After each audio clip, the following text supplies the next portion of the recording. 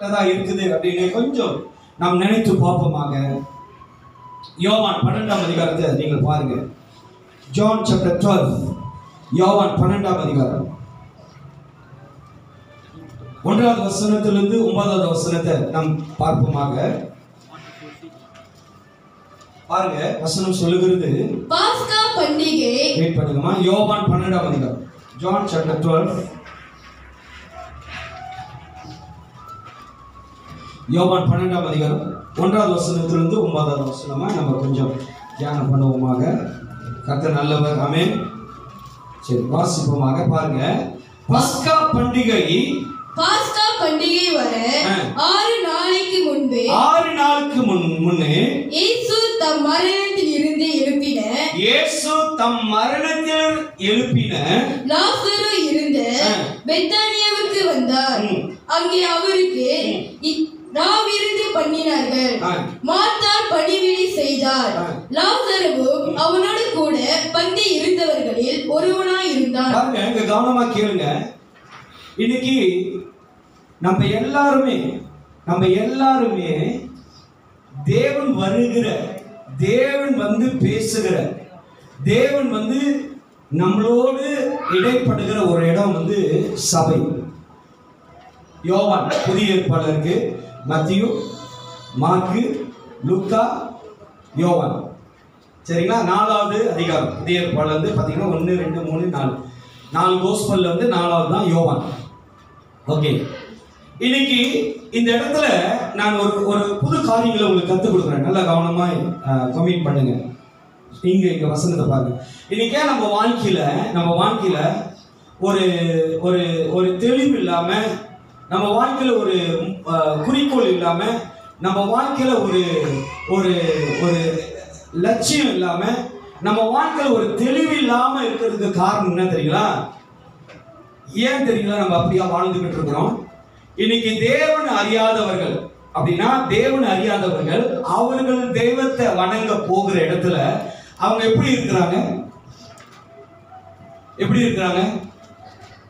உண்மையா தெய்வத்தை பார்க்க போறாங்க இல்ல. அங்க என்ன நடக்குது, என்ன ஆகுது, என்ன செய்யறாங்க, யாராவது வந்திருக்கிறாங்க, எப்படிப்பட்டவங்க இருக்கிறாங்க, என்ன விற்கிறாங்க, என்ன வாங்கலாம், என்ன சாப்பிடலாம், இப்படிதான் தேவன் அறியாதவங்க மற்றவர்களை பொதுவா சொல்றாங்க. அவங்க எல்லாம் இப்படிதானே போறாங்க. ஆமா தானே? இன்னைக்கு சபைக்கு வர நம்ம எப்படிப்பட்ட சிந்த குணம், எண்ணம், வாழ்க்கை இருக்கு. இன்னைக்கு சபைக்கு வரோம், தேவனை ஆராதிக்கிறோம், தேவனோட வார்த்தை கேட்கிறோம். அந்த வார்த்தை நம்மளை விடுதலை ஆக்கலைன்னா, அந்த வார்த்தை நம்மளை தொடலைன்னா, அந்த வார்த்தையின் படி நம்ம மாறலைன்னா, அந்த வார்த்தை நம்மளை வந்து ஒருபோதும் நம்மளை வந்து மாத்தலைன்னா, அந்த வார்த்தையை நம்ம கவனமாய் கேட்கலன்னு அர்த்தம். தேவனோட வார்த்தை நம்மளை விடுதலை ஆக்கணும். ஐயா, தேவனோட வார்த்தை ஃபிளைச்ல அப்படின்னா மாமிசத்துல வந்து உங்களை தொடர்றது போல இருக்கிறது, அது தேவனோட வார்த்தை இல்லை. அப்படி நீங்க தேவனோட வார்த்தை அப்படிதான் உணரணும்னு நினைச்சீங்கன்னா, இந்த 2 சைட்லயும் ஏர் கூலரா, ஏர் ஃப்ரெஷரா, என்ன சொல்லுவாங்க, அந்த ஏர் கார்னர் அடிக்கணும். 2 சைட்ல நான் கட்டிக்கிட்டு பிரசங்கம் பண்ணிட்டு அந்த மூளை போயிட்டு இந்த மூளைக்கு வந்துகிட்டே இருக்கணும். அவங்க மேல அப்படியே தொடர்ந்து இருக்கும். அவங்க தேவ பிரசங்கம் அப்படியே தொடுது. ஏன் உங்களை தொடர்றது? தேவனோட பிரசங்கம் இல்ல, தேவனோட பிரசன்னம் இல்ல. உங்களோட வாழ்க்கையை மாத்துறதுதான் தேவனோட பிரசன்னம். இன்னைக்கு நம்மளோட வாழ்க்கை, நம்மளோட சிந்தை, நம்மளுடைய எண்ணம், நம்மளோட நோக்கம் மாறணும். இன்னைக்கு நம்ம தேவனோட வார்த்தையில மாறணும்னு சொன்னா, நம்ம மாறப்பட்டணும்னு சொன்னா, நம்ம வாழ்க்கையில் இருக்கிற, குடும்பத்தில் இருக்கிற சூழ்நிலை எல்லாம் மாறும். இன்னைக்கு மாறாத இருக்கிறதுக்கு காரணம் என்ன? நம்ம தேவனோட வார்த்தையை ஏற்றுக்கொள்ளல. வார்த்தை தெளிவா சொல்லுது, நான் உங்களிலும், நீங்கள் என்னிலும், என் வார்த்தை உங்களிலும். இன்னைக்கு நம்மளுக்குள்ள தேவனோட வார்த்தை இருக்கணும். வசனம் சொல்லுது, ஒருத்தன் உங்களை பக்ஸா பண்ணி ஒரு மைல் ஓட சொன்னா, வசனம் சொல்லுது 2 மைல் ஓடணும். இன்னைக்கு 1 மைல் ஓட சொன்னா நம்மளுக்கு திரும்பி முறைக்கிறது. நீ யார் என்ன சொல்றதுக்கு 1 மைல் ஓடுறது? இங்க நல்லா கவனமா கேளுங்க. இயேசு 6 நாளுக்கு முன்பாகவே வாசிமா அந்த வசனத்தை. பாஸ்கா பண்டிகை வர 6 நாளுக்கு முன்னே இயேசு தாம் மரணத்திலிருந்து எழுப்பின லாசரு இருந்த பெத்தானியாவுக்கு வந்தார். அங்கே அவருக்கு ராவிருந்து பண்ணினார்கள். இன்னைக்கு ஆண்டவர் வந்திருக்கிறார் என்றா மார்த்தா என்ன பண்றாங்க? ஆண்டவருக்கு விருந்து ஆயத்தப்படுத்துகிறார். இன்னைக்கு ஆண்டவர் இந்த சபைக்கு வராருன்னு சொன்னா தேவனை நீங்க எந்த அளவுல கனப்படுத்துகிறீங்க, எந்த அளவுல தேவனை தேடுறீங்க, எந்த அளவுல தேவனை மகிமை பெற்றுக்கொள்றீங்க, எந்த அளவுல தேவனை உணர்றீங்க. இன்னைக்கு சபையில வருவீங்க, நீங்க ஆண்டவரை உணரணும். பேசுகிற ஸ்லாங், பேசுகிற ப்ரொஃபஷனல், பேசுகிற விதங்கள் உங்களை தொடப்படக்கூடாது. சத்திய வசனங்கள் உங்களை தொடணும். தேவனோட வார்த்தை உங்களோட இருதயத்தை கலக்கணும். தேவனோட வார்த்தை உங்களோட வாழ்க்கையை மாற்றணும். இன்னைக்கு இயேசு வந்திருக்கிறான்னு சொன்னா மார்த்தா என்ன பண்ணுகிறா? இயேசுக்கு ராவ் இருந்து ஆயத்தப்படுத்துகிறாங்க. சொல்லப்படுகிறது பாருங்க. அங்கே அவருக்கு ராவ் இருந்து பண்ணினார்கள். மார்த்தாள் பணிவிடை செய்தார். ஹல்லேலூயா, ஹல்லேலூயா. இன்னைக்கு நம்ம ஆண்டவருக்கு பணிவிடை செய்கிறவர்களா இருக்கணும். You must serve. தேவனுக்கு நீங்க பணிவிடை செய்யணும். எப்படி பாஸ்டர் தேவனுக்கு பணிவிடை செய்யறது? எத்தனை பேர் உள்ளத்துல நீங்க ஜெபம் பண்ணிக்கிட்டு இருக்கலாம், பாடிக்கிட்டு இருக்கலாம், சபையில வந்து பிரசங்கம் கேட்டுக்கிட்டு இருக்கலாம், திருவிருந்து எடுத்துக்கிட்டு இருக்கலாம். எத்தனை பேரோட உள்ளத்துல சில உணர்த்தல்கள் வந்திருக்கு. உணர்த்தல் ஒரு வெளிப்பாடு. முழங்கால் பண்ணிட்டு அவரை தொழுது கொண்டு, உன்னோட பலவீனங்களை அறிக்கை செய்து அவர்கிட்ட ஒப்புக்கொடு, உன் பாவத்தை மறைக்காதபடி தேவ சமூகத்தில் அறிக்கை செய்து, உன்னுடைய தேவைகளை என் சமூகத்தில் அமர்ந்துரு, உன்னுடைய சூழ்நிலைகள் எல்லாம் என்கிட்ட ஒப்புக்கொடுங்க. எத்தனை பேரு சபையில உட்கார்ந்து இருக்கும் போது இந்த மாதிரி ஒரு உணர்த்தல் வந்திருக்கு. அதுதான் என் பரிசுத்த ஆவியானவர். அதான் என் தேவனுக்கு நம்ம செய்கிற பணிவீடு, தேவனுக்கு செய்ய வேண்டிய காரியங்கள். கர்த்தர் விரும்புகிறத நம்ம வாழ்க்கையில தேவன் விரும்புகிறது என்னது? தேவன் நம்ம வாழ்க்கையில சொல்லுகிறது என்னது? தேவன் நம்ம வாழ்க்கையில இடப்படுகிறது என்னது? தேவன் நம்ம செய்கிற காரியங்கள், நம் போகிற விதங்கள், நம் செய்து கொண்டிருக்கிற விதங்கள் தேவ ராஜ்யத்தில் என்னதாக இருக்கு? நல்லா கவனமாய் கேளுங்க. மார்த்தாள் தேவனுக்கு பணிவிடை செய்கிறார். இயேசு வந்திருக்கிறார் தெரியுது. இன்னைக்கு தேவன் நம்ம சபையில, நம்ம கூடாரத்துக்குள்ள, இந்த ஆராதனையில இயேசு வந்திருக்கிறானா, நீ இயேசுக்கு யாரா இருக்கிற? உன்னுடைய ஆவிக்குரிய மனுஷன், உன்னுடைய ஆவிக்குரிய வாழ்க்கை இயேசுக்கு எப்படிப்பட்டதா இருக்கு? ஹல்லேலூயா, ஹல்லேலூயா. உன்னோட ஓட்டத்தை, விசுவாசத்தை இரட்சகராக இயேசுவுக்கு முன்ன வைத்து ஓடு. ஹல்லேலூயா. ஆதாம் வந்து சொல்லுகிறான், விசுவாசமா இருந்தான், ஆண்டவர் மேல நம்பிக்கையா இருந்தான், படைத்தவரோடு பேசி பழக இருந்தவன். ஒரு சூழ்நிலை வந்தானே, அவனோட ஓட்டத்தை விட்டுட்டு தேவன்கிட்ட காரணம் சொன்னா, நீ அனுப்பின இந்த ஏவாள்னால நான் வஞ்சிக்கப்பட்டுட்டேன். நான் யோசிச்சேன், இதை நான் கொஞ்சம் ரியலைஸ் பண்ணேன். நீங்க சொல்லுங்க, ஆதாம் மட்டும், நான் யோசிக்கிறேன்ல, நீங்களா யோசிக்க மாட்டீங்க, சரி ட்ரை பண்ணுங்க. ஆதாம் மட்டும் தேவன்கிட்ட போய், ஆண்டவரே நாங்கள் செஞ்சது தவறு தான், நான் சாப்பிட்டது தவறு தான், ஏவாள் ஏதோ ஒரு சூழ்நிலை செய்துட்டான், ஒரு தடவை எங்களை மன்னிங்கன்னு ஆதாம் கேட்டிருந்தாங்கன்னா தேவன் மன்னிச்சிருப்பாரா இல்லையா? சொல்லுங்களேன். ஏன் கேட்டது யாரு?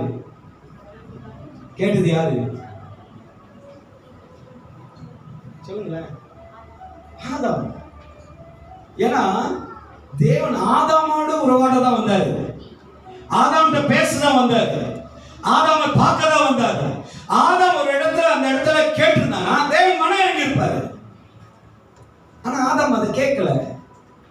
என்ன சொல்றான்? குறைகளை பேசுகிறான், சூழ்நிலைகளை பேசுகிறான்.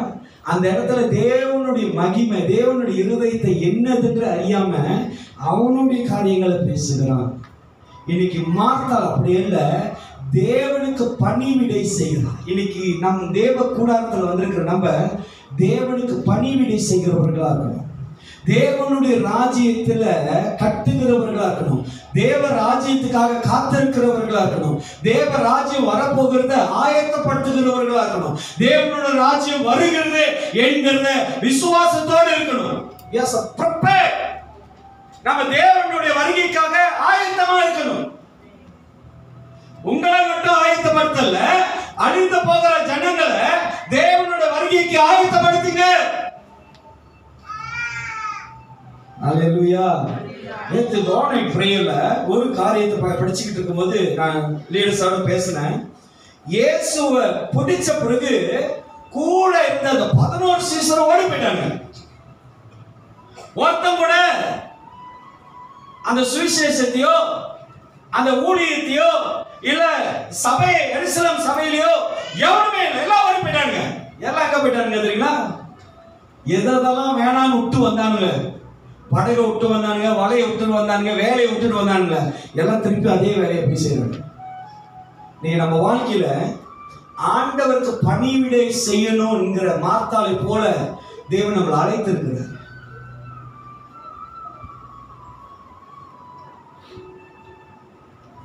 நீங்க வேதத்துல பாத்தீங்கன்னா எலிஜாவுக்கு எல்லா இடத்துலயும் பணிவிடை செய்தார். உண்மையா இருக்கும். பழைய ஏற்பாடுல அவனுடைய ஊழியக்காரனுக்கு எலிஜாவுக்கு எலிஷா எல்லா விதத்திலும் பணிவிடை செய்தான். இன்னைக்கு நம்ம தேவனுக்கு பணிவிடை செய்யணும். தேவனுடைய ராஜ்யத்துல, தேவனுடைய வருகைக்கு, தேவனுடைய ஆயத்தம், தேவன் வருகிற இந்த இடத்துல, தேவன் வருகிற இந்த இடத்துக்கு நம்ம பணிவிடை செய்யணும். மாத்தாள் செய்யறா. இன்னைக்கு நம்ம வாழ்க்கையில எப்படி தெரியுங்களா இருக்கு? ஒரு கம்பெனி மாரி நம்ம கிறிஸ்துவ வாழ்க்கை எப்படி தெரியுங்களா? ஒரு கம்பெனி மாரி பஞ்ச் கார்டு போடுறது.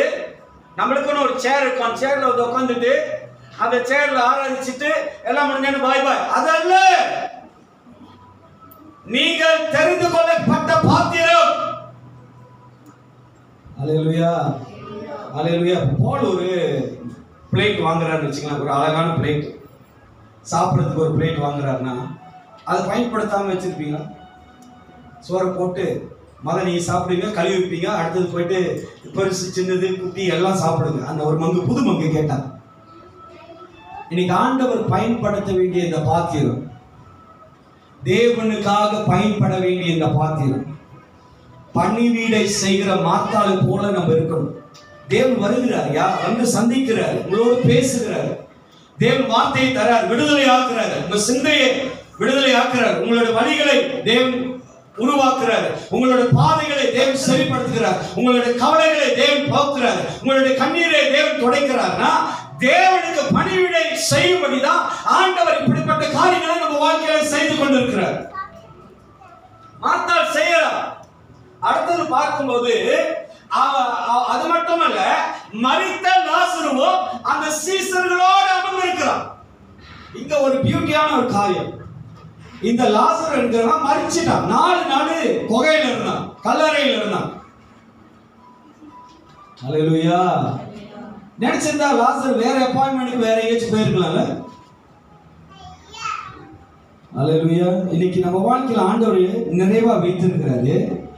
அந்த நிறைவு நம்மளுக்கு வந்த பிறகு நம்ம என்ன பண்ணுறோம்? நம்மளை உயிரோடு எழுப்பினார அவரிடத்தில் அமர்ந்திருக்கிறத விட்டுட்டு நம்மளுடைய தேவைகளை தேடி போகிறோம், நம் சூழ்நிலைகளை தேடி போகிறோம், நம்மளுக்கு முக்கியமா எதிர்பார்க்கிற நம்மளுக்கு தேவையான காரியத்தில் போய் அமர்ந்திருக்கிறோம்.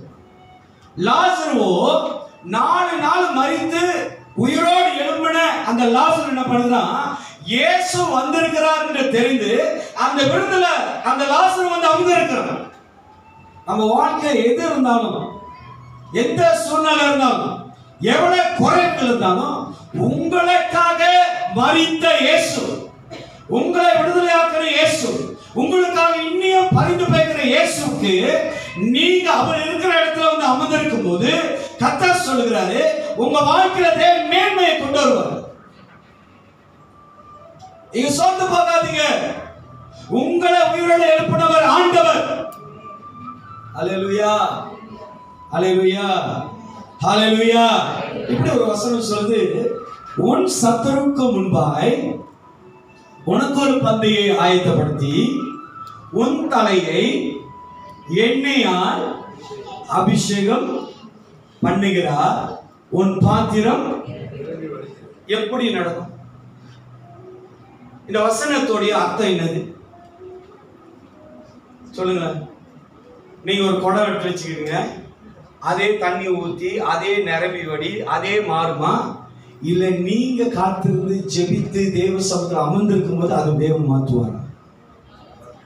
நம்ம வாழ்க்கையில கர்த்தர் செய்யணும்னு சொன்னா நீங்க தேவ சமூகத்தில் காத்திருக்க வேண்டும், தேவ சமூகத்தில் பெற்றுக்கொள்ள வேண்டும், தேவனுடைய சமூகத்துல தேட வேண்டும். இந்த லாசரு, மரித்த லாசரு இயேசு வந்திருக்கிறார்னு தெரிந்த பிறகு தேவ சமூகத்துல வந்து காத்திருக்கிறார். இன்னைக்கு நம்ம வாழ்க்கையில எல்லா மாற்றங்களும் தேவனால் மட்டும்தான் உண்டாகுது.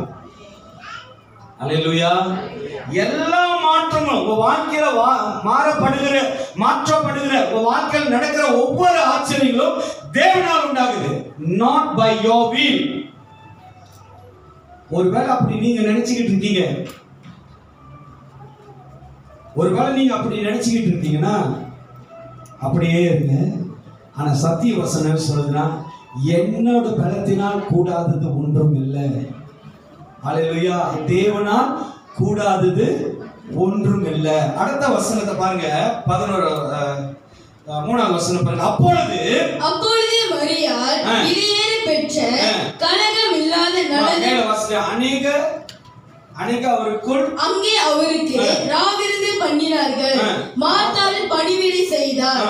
லாசருவும் அவரோடு கூட பந்தில் இருந்தவர்களில் ஒருவனாய் இருந்தார்.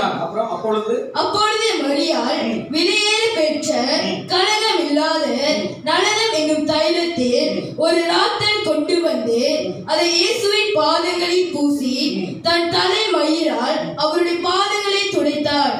அந்த வீடு முழுவதும் தைலத்தின் பரிமளத்தினால் நிறைந்தது. பாருங்க, இந்த 3வது வசனத்துல பாருங்க, அவர்கிட்ட இருக்கிற அந்த ஆயில், அந்த பரிமளம் என்கிறது வந்து விலையானது. அதுக்கு ஒரு உதாரணமா சொல்றேன்.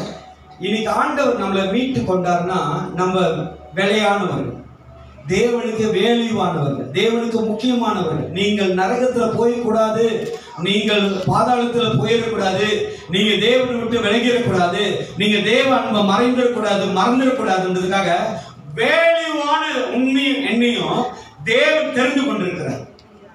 ஆண்டவர் நம்மளை தெரிந்து கொண்டிருக்கிறார். நம்மளுக்காக தேவன் ஜீவனை தந்திருக்கிறார். நம் பாவங்களை தேவன் மன்னித்து இருக்கிறார். நீ, உன்னுடைய குடும்பம், உன்னுடைய பிள்ளைகள் ஆண்டவருக்கு வேண்டும். இன்னைக்கு சாத்தான் என்ன பண்ணுகிறான்? இந்த வேல்யூவான நம்மள, இந்த மதிப்புள்ள நம்மள மதிப்பில்லாதபடி, இந்த உலகத்துல மதிக்க கூடாதபடி நம்மளுடைய நிலைய இந்த சாத்தான பண்ணுவான், வழி விலக செய்வான். சிந்தையில வேற காரியங்களை கொண்டு வருவோம், சிந்தையில ஒரு விரோதங்களை கொண்டு வருவோம், சிந்தையில பகையை கொண்டு வருவோம், சிந்தையில பிரிவினை கொண்டு வருவோம், சிந்தையில சோர்வை கொண்டு வருவோம், சிந்தையில தடுமாற்றத்தை கொண்டு வருவோம், சிந்தையில முடிவில்லாதபடி நம்மளை அலைய வைப்போம். ஆனா தேவன் அப்படி அல்ல. விலை உயர அப்படின்னா விலை இல்லாத அந்த தைலத்தை அவ என்ன பண்றாங்க? மரியா தேவனுடைய காலை. இன்னைக்கு நம்ம தேவனை தேடுகிற நம்ம விலை இல்லாதவர்கள். தேவனை எந்த அளவுல கனப்படுத்தணும், தேவனை எந்த அளவுல தேடணும், தேவனை எந்த அளவுல நம்ம ஆராதிக்கணும், நம்ம தேவனுக்கு எந்த அளவுல கனம் பண்ணணும், நம்ம தேவனுக்கு எந்த அளவுல கீழ்ப்படியணும். ஆவியானவர் சொல்லுவாரு, ஆவியானவர் உங்களோட பேசுவாரு, இந்த இடங்கள்ல நீ கீழ்ப்படினுவாரு, நம்ம கீழ்ப்படிய மாட்டோம். இந்த இடங்கள்ல ஆண்டவர் சொல்ற சத்தத்தை கேளுன்னு நம்ம கேட்க மாட்டோம். ஆண்டவர் சொல்றாரு, இந்த இடத்துல என்னோட சமூகத்துல வந்து ஜெபம் பண்ணுவாரு, நம்ம ஜெபிக்க மாட்டோம். சிலவங்க காரியங்கள் வந்து ரொம்ப ஈஸியா, ரொம்ப ரொம்ப இலகுவா ரொம்ப இலகுவா மாறதுக்கு என்ன பண்ணுவாங்கன்னா, பாஸ்டர் கால் பண்ணிட்டு வாட்ஸ்அப் பண்ணிட்டு, பாஸ்டர் என் வீட்டில் ஒரு ப்ராப்ளம் இருக்கு, எனக்காக ஜெபிக்கிறீங்களா? சரிம்மா நான் ஜெபம் பண்றேம்மா அப்படின்னு. 2 வாரம் கழிச்சு வர பசங்க எதுவுமே நடக்கலை அப்படின்வாங்க. எதுவுமே நடக்கலையா? ஏன் ஆண்டவர் இவ்வளவு விசுவாசமா ஜெபம் பண்ணா, உங்களுக்காக ஜெபம் பண்ண, ஏன் ஆண்டவர் எந்த காரியமும் நடக்கலை அப்படின்னு. சரி, ஒரு டெஸ்ட்டுக்கு நான் கேட்பேன், அம்மா நீங்க ஜெபம் பண்ணீங்களா? இல்லை பாஸ், அதான் நீங்க ஜெபம் பண்றீங்களா? நீங்க ஜெபம் பண்ணா சீக்கிரம் ஆண்டவர் பதில் தருவாரு, நான் ஜெபம் பண்ணா லேட் ஆகுது. அப்படி இல்லையா?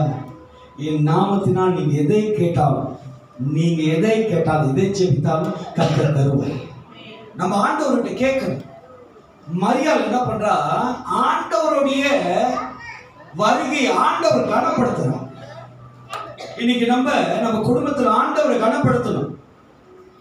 பிள்ளை ஒரு காரியத்தை சொல்லுது, பையன் ஒரு காரியத்தை சொல்றான், குடும்பத்துல ஒரு தீர்மானம் எடுக்கிறாங்கன்னா, அந்த தீர்மானத்துல நீங்க வைக்க வேண்டியது ஆண்டவரை. இதை நான் செய்யும் போது இது தேவனை துக்கப்படுத்துகிறதா, தேவனுக்கு விரோதமாய் உண்டாக்குதா, இது தேவனுக்கு அருவருப்பா இருக்கா, இது தேவனுக்கு சித்தமா என்பதை நீ முதலாவது தேவன்கிட்ட நீ போய் அமரணும், நீ கேட்கணும். அல்லேலூயா, அல்லேலூயா. இன்றைய வரைக்கும் என் குடும்பத்துல எந்த காரியமா இருந்தாலும் ஆண்டவர் சமூகத்துல நான் ஒப்பு கொடுத்து ஜெபிப்பேன், தேவன்கிட்ட காத்திருப்பேன். காரியங்கள் எல்லாம் கர்த்தர் வாங்கி செய்வார். தேவன் ஒவ்வொரு காரியத்தையும் கொண்டு போவார், ஒவ்வொரு இடங்களையும் தேவன் கொண்டு போவார், ஒவ்வொரு மத்தியிலும் தேவன் கொண்டு போவார். பார்க்கிற பிறருக்கு அது தோல்வியா இருக்கலாம், பார்க்கிற பிறருக்கு அது சோதனையா இருக்கலாம், பார்க்கிற பிறருக்கு அது ஒரு ஸ்டாரியா இருக்கலாம். ஆனா என் தேவனுக்கு முன்பாய் விழுந்த இடங்கள்ல கர்த்தர் என்னை உயர பண்ண செய்வார். அல்லேலூயா, அல்லேலூயா. தேவனால் கூடாதது ஒன்றுமில்ல. மோசே இல்ல எலிஜா, இவங்க 2 பேரையும் உங்களுக்கு ஒரு உதாரணமா சொல்றேன். பல ஆயிரம் ஜனங்க, பல பேர், அந்த எகிப்தோடைய ராஜா மோசேக்கு விரோதமாகவும் சரி, எலிஜாக்கு விரோதமாய் பேசின போது கூட எலிஜாவும் சரி மோசேயும் சரி கலங்கல், பயப்படல. அன்னைக்கு ஒரு சூப்பர் புக் பார்த்துக்கிட்டு இருந்தேன், கத்தோல் சூப்பர் புக். என் பிள்ளைங்க எப்போ பார்த்தாலும் இங்கிலீஷ் பார்த்துட்டு இருப்பாங்க. அன்னைக்கு சொன்னேன், நீ தமிழில் தட்டி விடுங்கடா, நான் கொஞ்சம் அண்டர்ஸ்டாண்ட் பண்ணிக்கிறேன் சூப்பர் புக். அப்போ ரேகன் போயிட்டு தமிழில் இங்கிலீஷ் தட்டினார். அப்போ அந்த இடத்துல எலிஜா என்ன பண்றாரு, தேவன் சொன்னதை அந்த ராஜா கிட்ட பேசல. அந்த ராஜா சொல்றாரு, உன்னுடைய தேவன் பெருசா எங்களோட தேவன் பெருசா பார்ப்போம் அப்படின்னு சொல்லிட்டு அவனுங்க அந்த மாடை என்ன பண்றானுங்க, அந்த பலிபீடத்தை செஞ்சு அந்த மாடை அவங்களோட கடவுள் அந்த அக்கினியை கொண்டு அந்த மாடை அக்கினியில சுத்திகரிக்கணும்னு சொல்லி அவனுங்க வேண்டாங்க, கூப்பிடுறானுங்க, கடவுளை கூப்பிடுறாங்க. அந்த இடத்துல எலிஜா என்ன பண்றாருன்னா, போயிட்டு ஒரு கல் இருக்கு, அந்த கல்லு மேல இப்படி உட்காந்துக்கிட்டு, எங்க பார்த்த மாரி இருக்குன்னு நினைக்காதீங்க, இப்படி உட்காந்துக்கிட்டே அப்படி தலையாட்டிட்டு இருக்காரு எலிஜா. நம்ம எலிஜா வேதத்துல இருக்கு எலிஜா, என் பையன் எலிஜா. அந்த கத்தவனை பாக்குறேன், இவரு ஆட்டிக்கிட்டு இருக்காரு காலை, அப்படி திரும்பி பார்த்துட்டு திருப்பி அப்படியே ஓடிக்கிட்டு இருக்கு. சாரி, அவரு ரொம்ப டயர்ட் ஆகிட்டாரு. யாரு? எலிஜா. ஏன்னா காத்து சிலவங்களுக்கு பொறுமை இருக்காது. சேர்ச்சில் பார்த்துருக்கீங்களா? 10 நிமிஷம் லேட்டா வந்துடும். கிராப் கொஞ்சம் லேட்டா, அவன் பாவம், முட்டை போட்டா கூட அவனோட சீட்டுல விழுந்துடும். அவன் காலையில சுத்தி ஆடி பாவம் அந்த கிராப். அன்னைக்கு ஒரு கிராப் தரேன் ஏறும் சிஎம்பி பேங்க்ல இருந்து வீட்டுக்கு, அது அழகா கட்டி இப்படி போயிடலான்னு அவர் ஏதோ ஒரு வேகத்துல போயிட்டாரு. வேகம் போயிட்டு ஐயோ சுசாலா அப்படின்றாரு. அப்ப சார் இனி வேஸ்ட்லா அப்படின்றாரு. சரி போய் விடு. எலிஜா ரொம்ப டயர்டாகி போட்டாலாம் விடுறாரு. சொல்றாரு, காலையில இருந்து மத்தியானம் வரைக்கும் கூப்பிட்டீங்களா, உங்க தேவன் வரலையா அப்படின்னு. என்ன பண்ணாரு தெரியுங்களா?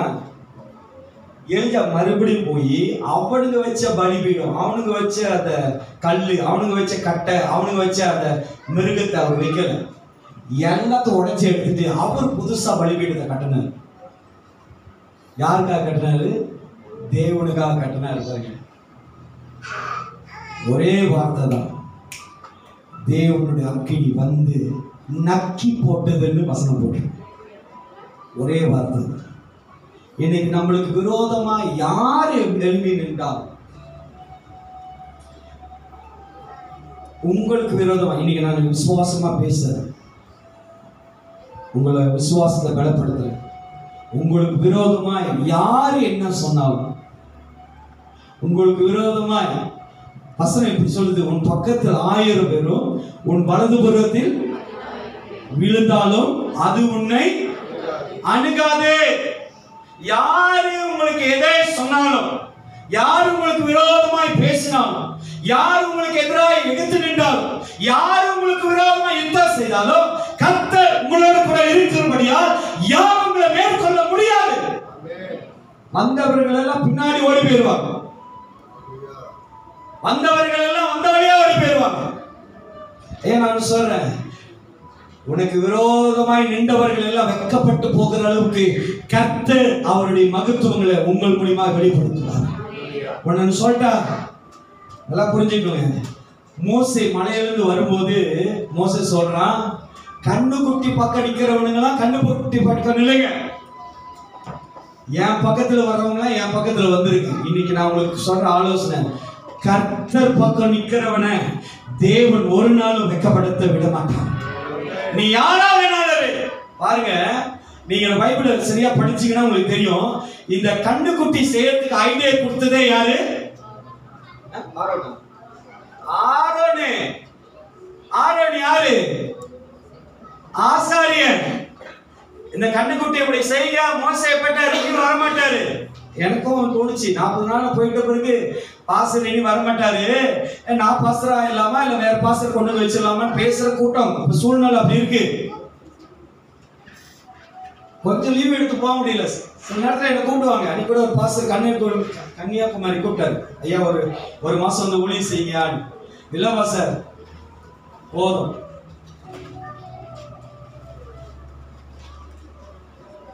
போதும், இனி நானும் என் வீட்டாரும் கர்த்தரை செய்வோம், போதும்.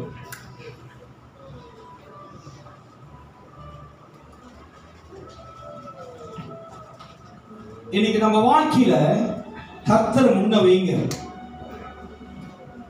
நம்ம உலக பிரகாரமாய் உலக சூழ்நிலையில நம்ம வாழ்ந்துட்டு இருக்கனால தான் நம்மளுக்கு வேதனை வருது, பாதிப்பு வருது, சங்கடம் உருவாகுது. வீட்டுல பாருங்க, ப்ராப்ளம் வந்துகிட்டே இருக்கு, சமாதானமே இருக்கு. ஏன் நீங்க வாழ்ற மாதிரி தான். உங்க குடும்பத்துல ஒரு கணவர் இருக்காரா? உங்க குடும்பத்துல ஒரு மனைவி இருக்காங்களா? உங்க குடும்பத்துல பிள்ளைங்க இருக்கிறாங்களா? உங்க குடும்பத்துல மாமியார் இருக்காங்களா? உங்க வீட்டுல சீச்சட்டி இருக்கா? உங்க வீட்டுல ஆப்பு கட்டி இருக்கா? அதே மாதிரிதான் என் வீட்லயும் இருக்கு. ஆனா நான் வாழ்ந்து கொண்டுதான் இருக்கிறேன்.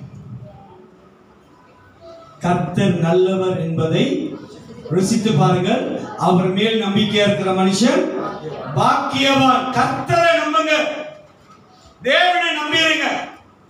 இந்த மார்த்தா, இந்த மரியா தேவன் மேல் அன்பு வைத்திருக்கிறதுனால அவ என்ன பண்ணுகிறா, தேவனை கனம் பண்ண வேண்டும் சொல்லி விலை உள்ள அந்த எண்ணெய் என்ன பண்ணுகிறா, ஆண்டவருடைய காலை கனம் பண்ணுகிறா. இன்னைக்கு தேவ சமூகத்தில் இருக்கிறோம், ஆண்டவரை கனம் பண்ண தெரியல. சில நேரத்தில் பாருங்க, ஆண்டவர் சொல்லுவாரு, எப்படி என்ன சொல்லுவாரு, பக்கத்துல அந்த சகோதரன்ட்ட ஒப்புராகும், அம்மாட்ட போய் ஒப்புராகும், தங்கச்சியில போய் ஒப்புராகும், அப்பால போய் சாத்தாளி. யார ஒப்புராகும் சாத்தானுங்க, அப்பளவ சாத்தானே ஒப்புராக மாட்டேன். நான் சொல்றேன், உங்களுக்கு நல்ல கவனமா கேளுங்க. அது தேவன் ஏன் சொல்றாரு, நீ உயரப்பட போகிறதுக்கு அதான் அடையாளம். உன்னை உயர்த்த போகிற அடையாளமே அதுதான். அல்லேலூயா, அல்லேலூயா. நான் போன மாசம் 2 மாசம் முன்னாடி கேரளா போயிருந்தேன். நான் ஆரம்ப காலத்துல சில குட்டிச்சாய்த்தானுங்க நம்ம கூட இருந்துச்சு. அந்த குட்டிச்சாய்த்தானுங்களோட பேச்செல்லாம் கேட்டுக்கிட்டு ஒரு பாசர் மேல தனி ஒரு சின்ன ஒரு மன என்ன சொல்லலாம், மனக்கசம். மன வருத்தம். அவர் நிறைய தடவை என்கிட்ட வந்து பேச வருவாரு, நிறைய தடவை எனக்கு கால் பண்ணியிருக்காரு, நிறைய தடவை இடத்தெல்லாம் என்னை பார்க்க வருவாரு. நான் அப்படியே நழுவுற மீன்ல கழுவுற மீன்ல அப்படியே ஓடிடும். அவரை லைன் பண்ண மாட்டேன். சில நேரத்தில் நம்மளுக்கு ஏதாவது பட்டாதுன்னு தெரியும் தேவன் யாருன்னு, அது வரைக்கும் பார்க்க மாட்டோம் ஆண்டவரை. ஏதாச்சும் இதுலயா வாங்கினாதான் ஆண்டவரே போதுப்பா, ஆடுனது ஓடுனதுல போதும். அந்த மாதிரி பட்ட பிறகு 2 மாசம் கழிச்சு அந்த 2 மாசம் மணிக்கு அந்த பாசரை பார்த்துட்டேன். திருப்பி அதே வைராக்கியம் தான் எனக்கு. என்ன வைராக்கியம்? அவர் வேணும் அங்க பேசணும், நான் போய் பேச மாட்டேன். ஆனா அந்த 2 நாள் மீட்டிங்ல என்ன நம்ம தலைவர் ஆவியானவர் உடல் என்ன சொன்னார்னா, நீ உண்மையா மன திரும்பி இருக்கிறனா, உன்னோட மன திரும்ப நான் பார்க்கணும், நீ போய் ஒப்புற. அவரு நான் எனக்கா 80 விசுவாசி, ஒரு சேர்ச்சி, நல்ல குடும்பம், நல்ல வசதியானவன், நான் எனக்கு அது வெள்ளைன்னு வந்திருக்கேன். பெந்தகோஸ்து சேர்ச் மேல் வந்திருக்கேன், வெள்ளை. நான் எப்படி அவர்கிட்ட போய் முடியாது. என் அப்பா பேர் என்ன தெரியுமா, என் மனைவி பேர் என்ன தெரியுமா, என் பிள்ளை பேர் என்ன தெரியுமா, அது பண்ணி கேட்கணும் அப்படின்ற ஒரு வைராக்கியம் நம்மளுக்கு இருக்கும்ல. ஆண்டவர் சொன்னாரு, நீ மாறவே மாட்டடா, நீ மாறவே மாட்ட, இன்னும் அப்படியே தான் கிடக்குற அப்படின்னு சொல்லி ஆண்டவர் என்ன உடல. அந்த பாசம் காடி ஏற போறாரு, நானும் காடி ஏற போறேன். கரெக்டா இந்த 2 பேர் காடி பக்கத்துல சொல்ற போய் ஒப்புறாங்க.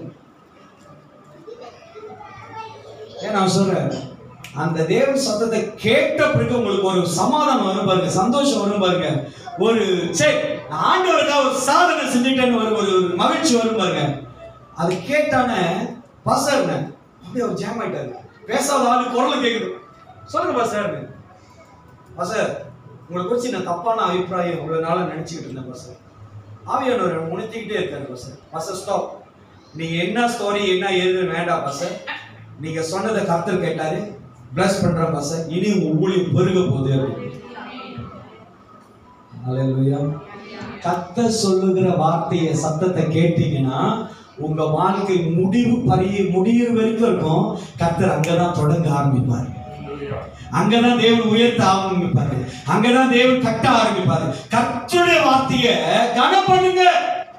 இந்த மரியாள் தேவனை கனம் பண்ணுகிறார். ஹல்லேலூயா. இங்க ஒருத்தருக்கா பாருங்க, நம்மளோட கூட்டாளி, அடுத்த வருஷத்துல பாருங்க, நம்மளோட கூட்டாளி, நம்மளுக்கு வருகிற ஒரு புத்தி, நம்மளுக்கு வருகிற எண்ணம், நம்ம சரியா இருந்தாலும் பக்கத்துல ஒருத்தர் வந்து மூட்டி விடுவான் பாருங்க. ஏன் ஒருத்தர் பாத்துக்கிறீங்க, அது வேற யாரும் இல்ல, நம்ம தான். வாசிங்க, ஒருத்தர் தான் பாருங்க. அப்பொழுது அவருடைய சீஷரில் ஒருவனும் அவரை காட்டி கொடுக்க போகிறவனுமாகிய சீமோனுடைய குமாரனான யூதாஸ் காரியோத்து இந்த தைலத்தை என்ன ஆலோசனை கொடுக்கறான் பாருங்க. நம்ம குடும்பம் பாருங்க, பாஸ்டருக்கு போய் இது கொடுக்குறியா, உனக்கு தெரியாது, அதுவும் இல்ல காலி பண்ண வச்சிருக்க, சபைக்கு போய் கொட்டுற, இதை வச்சிருந்தா நீ BMW வாங்கலாம் தெரியுமா, BMW லோகோ வாங்கலாம் தெரியுமா, இது இருந்தா நீ சட்டி வாங்கலாம் தெரியுமா. அதனாலதான் நம்ம ஏதோ எப்படியே இருக்கிறோம். இந்த யாரு அவன், இவன் பேர் சொல்லுங்க, யூதாஸ். அன்னைக்கு ஒருத்த வந்து என்கிட்ட கேட்டா, பாஸ்டர் எனக்கு பிள்ளை பிறந்தா யூதாஸ்னு பேர் வைக்கலாம். உனக்கு கல்லடி உனக்குதான் பாஸ்டர், அவன் நல்ல பணப்பை வச்சவன். ஆமா பாருங்க, கூட இருந்த இயேசு கூடயே இருக்கிறான். என்ன சொல்றான், சிலது நம்ம கூட இருக்க தெரியும், இது இன்னைக்கு கவுத்தோட தெரியும், ஆனா நம்ப மாட்டோம். ஆண்டு சொல்லுவாரு, இது ஒரு நாள் கவுத்தோட போது பாருங்க, இல்ல ஆண்டவரே என்னோட இருதயத்துல ஒரு கீரல இல்ல, அவங்களை பத்தி கீரலா இறுதியுமே உடஞ்சி போயிற அளவுக்கு செஞ்சுட்டு போங்க. இங்க சொல்ற பாருங்க, வாசிமா இந்த தைலத்தை இல்ல மேல இருக்குமா. அப்பொழுது அவருடைய சீஷரில் ஒருவனும் அவரை காட்டி கொடுக்க போகிறான். அவருக்கு பட்ட பேர் பாருங்க, டைட்டில் சரிங்களா, லக்கியிலிருந்து வருகிற பெருமை பெற்ற இரக்கமுள்ள அன்பின் தாய் டெபோரா அம்மா. அந்த மாதிரி இங்க வருது பாருங்க, எப்படி வருது பாருங்க. அப்பொழுது அவருடைய சீஷரும் அவருடைய சீஷரில் ஒருவனும் அவரை காட்டி கொடுக்க பாருங்க. கெட்டவன் ஆனா பைபிள் அவங்க எவ்வளவு கனமா பேசிப்பாங்க. ஆனா நம்ம என்ன பண்றோம்? யாரோ சொன்ன கதை அவனோ திருட, நீ பார்த்த பாரு தோசலிட்டு அடிச்சு அவன் திருடுறது. அவன் வாயில வரதெல்லாம் போய் அப்படியே புழு புழுவா. ஆமா, வாயில புழு வந்ததுதான் நீ பார்க்க.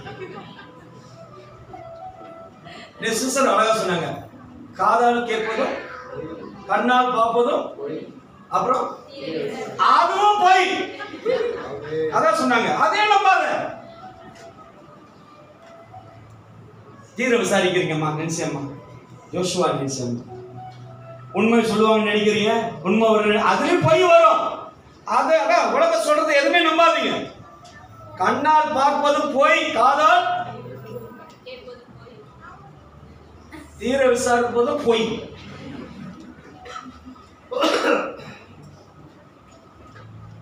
சிலது இருக்குங்க, என்ன நம்புறதுக்காக சிஸ்டர் பாசர் என்ன நம்புறதுக்காக நான் தேசுக்கு பயந்து சொல்றேன். மூச்ச பார்த்தாலே தெரிஞ்சு இயேசுக்கு பயந்து இயேசுவை வித்துருவேன். ஒரு உதாரணம் சிஸ்டர், ஏன்னா உண்மை சொல்றேன்னு சொன்னா நம்ப மாட்டாங்கன்றதுக்காக இயேசுக்கு பயந்து சொல்றேன். நீ பாசருக்கே பயப்பட மாட்ட. உங்களுக்கு ஒண்ணு தெரியுங்களா? நீங்க செய்து கொண்டிருக்கிறத தேவன் பார்த்துக்கிட்டு இருக்கிறார் தெரியுமா? நீங்கள் போகிற பாதைகளை கர்த்தர் கவனித்துக் கொண்டிருக்கிறார் தெரியுமா? அல்லேலூயா. நாம் செய்கிறது என்னதென்று பாருங்க. இத நான் இந்த வசனத்தோட அதை கோப் பண்றேங்க. யூதா சொல்ற, அப்பொழுது அவருடைய சீசரான் ஒருவனும் சீசரில் ஒருவன் அவரை காட்டி கொடுக்க போகிறவனுமாகிய சீமோனுடைய குமாரனான யூதாஸ் காரியோத்து இந்த தைலத்தை 300 பணத்துக்கு விற்று 300 பணம்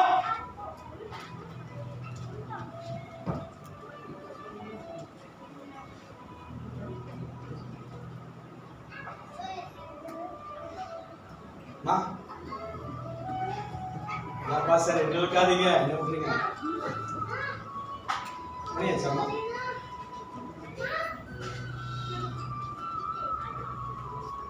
இன்னைக்கு கிறிஸ்தவனுடைய லைஃப் எப்படி தெரியுங்களா இருக்கு? வாடா, 1 கோடி 1 மில்லியன் இவர் மேல எனக்கு பாசம், அன்பு, கீரல் இல்லைன்னு சொன்னல. I really appreciate, I believe you. You always my isi sama kuku sama iki. 1 கோடி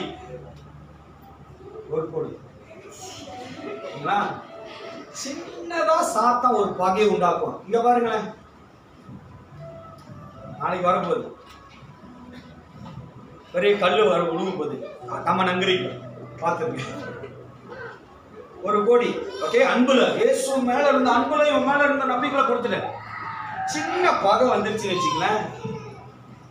நான் என்ன சூழ்நிலை கொடுத்த தெரியுமா? சாப்பிடாம என் வேதனாலாம் காட்டாம நான் கொடுத்தேன் தெரியுமா? ஒன்ஸ் நீ ஆண்டவர் கொடுத்துட்டீங்கன்னா, தேவன் அன்பு கொண்டுட்டீங்கன்னா, தேவன் மேல் நம்பிக்கை வைத்தீங்கன்னா, இது பெருசு அல்ல, தேவனோட அன்பு தான் பெருசு. தேவன் நம்மள்ட்ட அவரோட அன்பை தான் வெளிப்படுத்த வந்தாரே தவிர ஒரு நாள் இயேசு சொல்ல ரத்தம் கொடுத்தனே, உயிரை கொடுத்தனே, செதையை கொடுத்தனே, அடி வாங்கினே சொல்லி காட்டினாரா? நம்ம தான் செஞ்சதை சொல்லி காட்டுறோம். எத்தனை பேர் மனசுல இன்னும் கழுவிட்டு இருக்கீங்கன்னு தெரியல. என்ன போட்டுக்கிட்டே இருக்காங்க, வச்சுக்கிட்டே இருக்காங்க, எடுக்கவே மாட்டாங்க. சிலதுங்களுக்கு இந்த 5 வழி நான் தானே போட்டேன், இந்த 10 வழி நான் தானே போட்டேன். எப்ப போட்டியா உனக்கு அதுக்கு சம்பந்தமே இல்லை. இல்ல பாஸ்டர், போகும்போது எடுத்துட்டு போயிடுறேன் பாஸ்டர். யூதாஸ் என்ன பண்ணுகிறான்? அதோடைய அந்த எண்ணெய் வேலையை பார்க்கிறான். கர்த்தர் அவருடைய மகிமை, அவருடைய அன்பை காரணம் இல்லாம நம்மளுக்கு கொடுத்தார், எந்த ஒரு ரீசனும் இல்ல. ஆனா மனுஷன் என்ன பண்ணுகிறான்? அந்த யூதாஸ் என்ன பண்ணுகிறான்? தேவனுக்கு செலுத்துகிறத கணக்கு பார்க்கிறான், கவுண்ட் பண்ணுகிறான். தரான். என்ன எப்படி திருப்பி பாருங்க. அப்பொழுது இந்த தைலத்தை 300 பணத்துக்கு விற்று தரித்திரருக்கு கொடாமல் போனது என்ன என்றார். சரி, அவன் தரித்திரை குறித்து உண்மையா யூதாஸ் அந்த எண்ணத்திலே சொல்றான். பைபிள பாருங்க, யோசுவா ஐயா பாருங்க, உண்மையா அதுக்கா சொல்றான். யோசுவா யூதாஸ் அப்படியே அதுக்கு அத நினைச்ச சொல்றாரு. அந்த வசனம், அப்பொழுது 12 சீசர் ஒருவர் இந்த தைலத்தை 300 பணத்துக்கு வித்தா தரித்திரருக்கு கொடுக்கலாம் சொல்றானே, உண்மையா அதுக்காக சொல்றான். சொல்லுங்களேன், சொல்லுங்களேன். நம்மளுக்கு நியாயம் நடக்கணும்னு நம்ம பேசுவோம் பாத்தீங்களா? யூதாஸுக்கு அந்த பணத்து மேலதான் கண்ணு. பிச்சைக்காரனுக்கு கொடுக்கணுமோ பணம், அது முக்கியம் இல்ல. அவன் என்ன சொல்றான்? நியாயப்படுத்துறான்.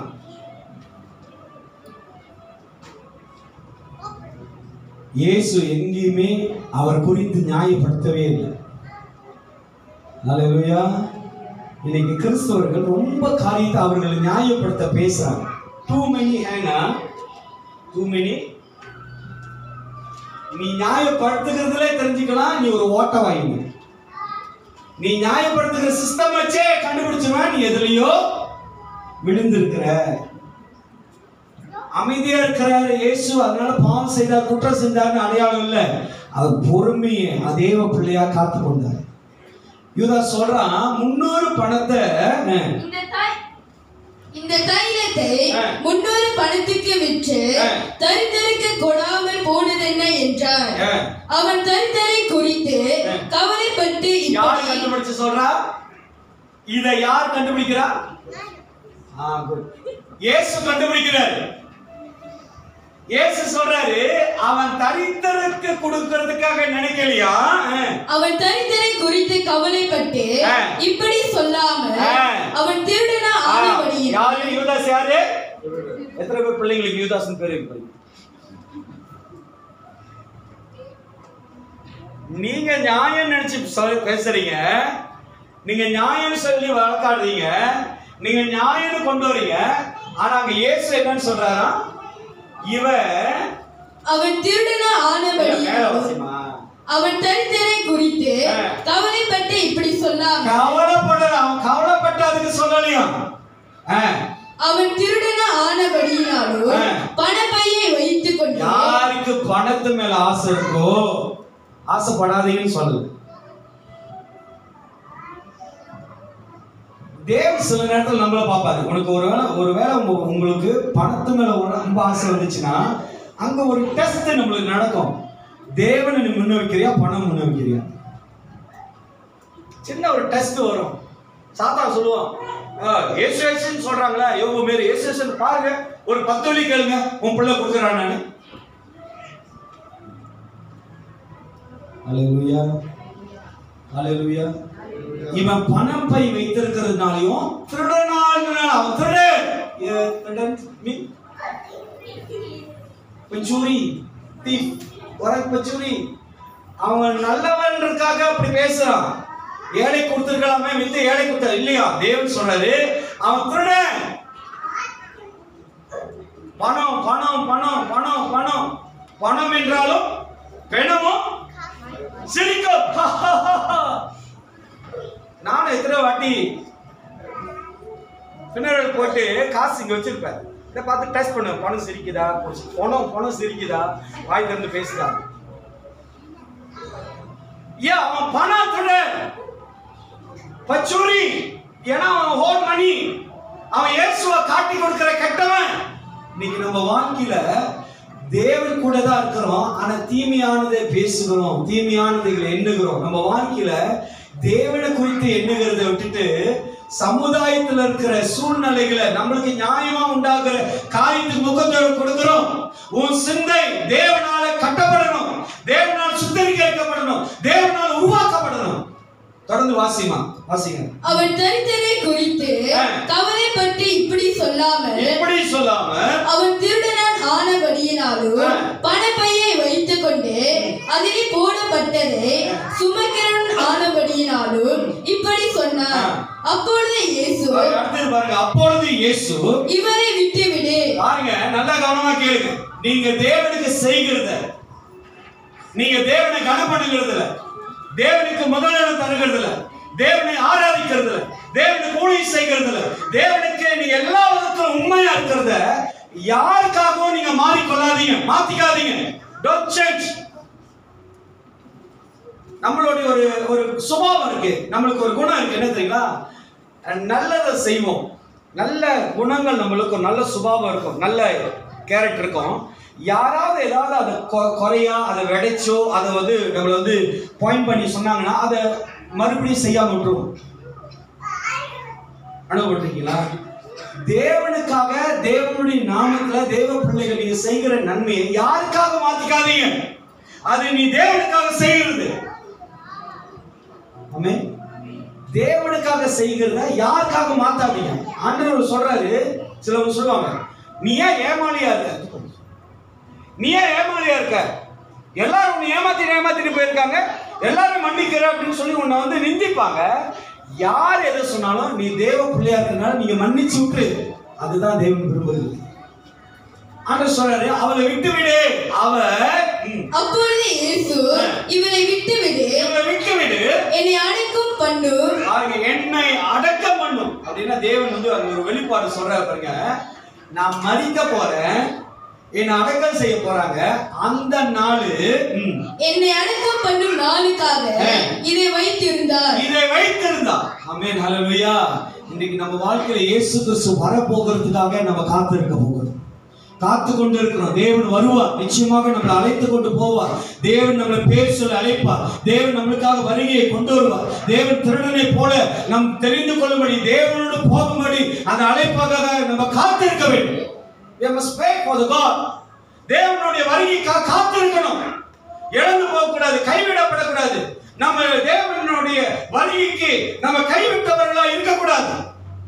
தேவனுடைய வருகைக்காக அங்க சொல்ற பாருங்க, நாம் மரிக்கிறதுக்காக ஆயத்த பண்ணப்பட்ட என்னை அடக்கம் பண்ணும் நாளுக்காக இதை வைத்திருந்தார். தரித்திரர் எப்பொழுதும் பாருங்க, நம்ம செய்கிற காரியங்கள் அங்க இயேசு சொல்றாரு, தரித்திரர்கள் எப்போதும் உங்களண்டே இருக்கிறார்கள். ஐயா, நீங்க பார்க்கிற வேலை, நீங்க பார்க்கிற குடும்பம், நீங்க பார்க்கிற சூழ்நிலை, நீங்க பார்த்து கொண்டிருக்கிற ஒவ்வொரு காரியமும்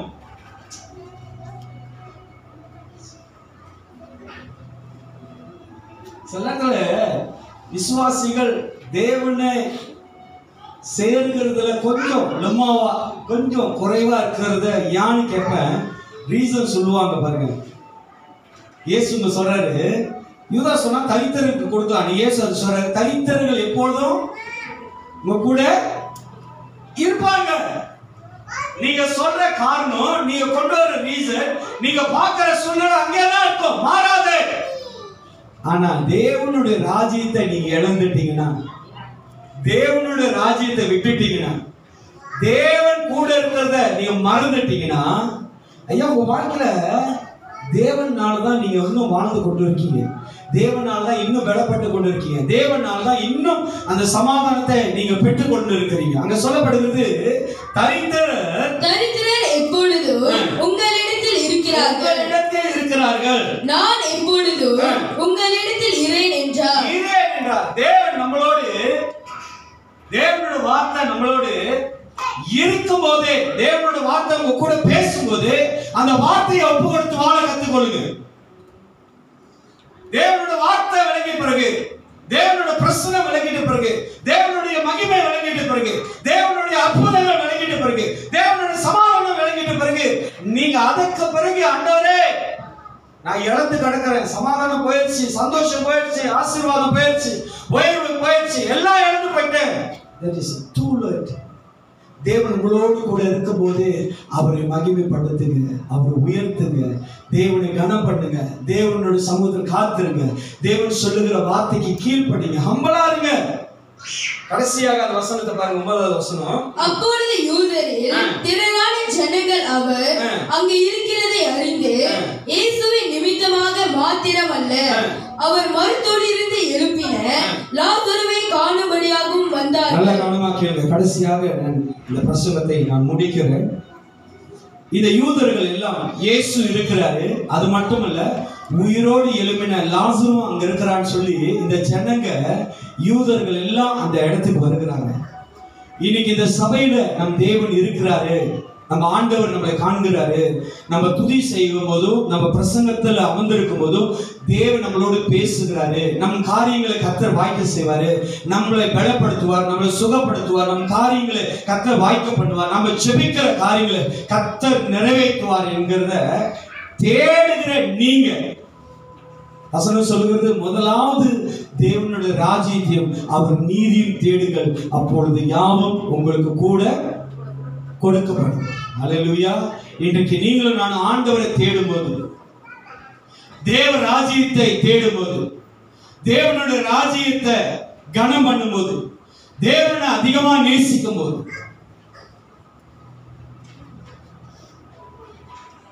நான் சொல்றேன், நல்லா கவனமா கேளு.